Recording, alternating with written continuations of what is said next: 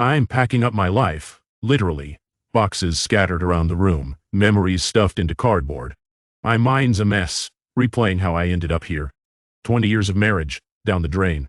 All because Shanakwa, my wife of 5 years, was using me for a green card. We met in college. She saved my life, literally.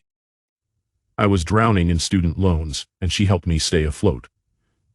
I thought I owed her my life, but it turns out I owed her nothing. She was just using me. At first, Shanakwa seemed perfect. No social media presence, like she was above all that. I thought it was romantic. Now I realize she was hiding. I would ask innocent questions, and she'd get defensive. "Why do you need to know?" she'd snap. I brushed it off as her being protective of her privacy. There were gaps in her past, huge chunks of time she'd refused to discuss.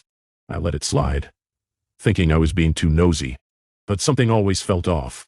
Last week, a stranger sent me an anonymous email with a screenshot of Shanakwa's find, my friend's location, lying about where she was.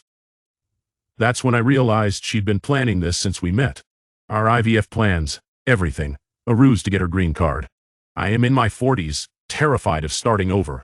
I've got a mortgage, 2 kids, and a life I thought was secure. Now it is all crumbling. I'm sitting here, surrounded by boxes, wondering how I missed all the red flags. You're being paranoid, I would tell myself. But deep down, I knew something was wrong. Shanakwa walks into the room, a box in her hands. "What's going on?" she asks, her voice sugary sweet. "You know exactly what's going on," I reply, my voice shaking. She smirks.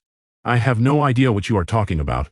The stranger's email still haunts me, proof that I was not crazy for suspecting her.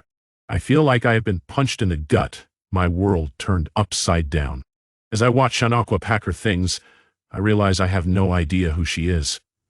I thought I knew her, but I guess I was just a stepping stone. Will I ever find out who sent that email? Maybe. But one thing's for sure, my life will never be the same. What's the craziest thing you've ever discovered about a partner?